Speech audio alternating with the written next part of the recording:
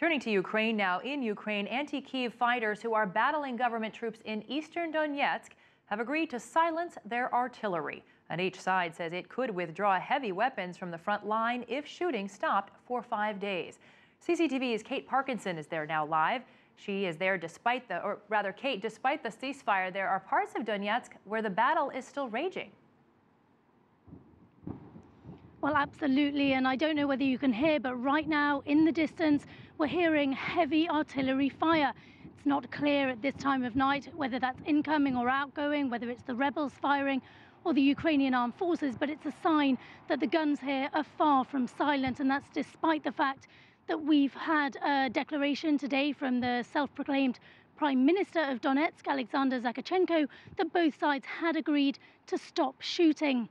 Now, of course, there has been a ceasefire here in place for over a month now, but it's been very shaky. And throughout that ceasefire, there have been various hotspots where the battle has continued.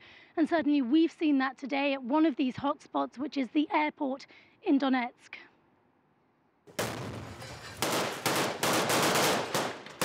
This is what a ceasefire sounds like in eastern Ukraine.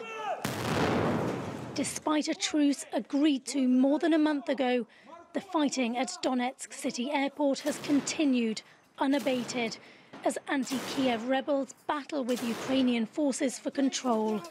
They are trying to push the government troops out of their last outpost in the rebels' main stronghold. It has been a fierce battle,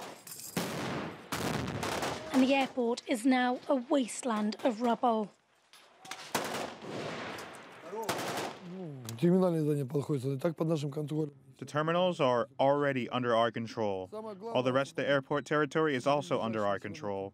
The most important thing now is for us to liberate the towns nearby that are just behind the airport if you are looking from Donetsk, so that the people of Donetsk can live peacefully. Despite boasting of their recent gains, the rebels insist they have been sticking to the ceasefire and say they only respond to incoming fire. But Kiev gives a completely different report, saying its troops have repelled daily raids on their airport positions. On Saturday, the rebel leadership announced that both sides have agreed to silence their artillery and could soon start withdrawing their heavy weapons from the front line. Gun silence has to mean not only that we shouldn't shell each other. Did you hear that? Right now, you can hear the gun silence. Was anyone shelling them? I'm standing right in front of your eyes. I didn't give any order to shell. Without me, my battalion is not shelling. Serious ceasefire violations have been reported almost daily during the past month, with both sides accusing each other of breaking the truce. And during the first day of this new pledge to stop shooting, the guns are certainly not silent here. Well, the next step would be, if the 5 days of gun silence, as they're calling it, is achieved, the next stage would be that both sides withdraw their heavy artillery from the various front lines in the eastern regions to create a 19-mile buffer zone. But really, with this ceasefire as shaky as it is, and the fighting that we've seen today at the airport, and the fighting that I can hear in the distance right now, it's very difficult to see how this gun silence will last even 1 day, let alone 5. And Kate, what about a political solution for the eastern regions? Are the two sides any closer to an agreement? Well, actually, they remain as divided as ever. The rebels have again reiterated their demand for independence.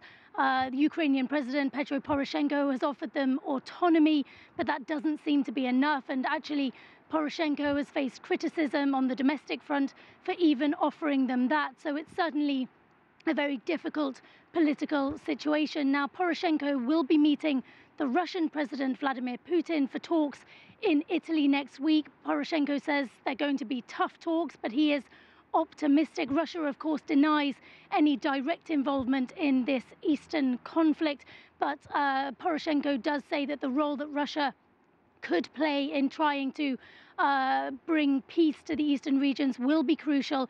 He says that while these talks are going to be difficult, he does hope that Moscow will respond and that actually they can move forward with the political negotiations and take it a step in the step forward, so that it's not just declarations, but what is actually seen as some concrete resolutions. But again, how that's actually going to be achieved is very difficult to imagine at this stage. All right, CCTV's Kate Parkinson for us live in Donetsk. Our thanks to you.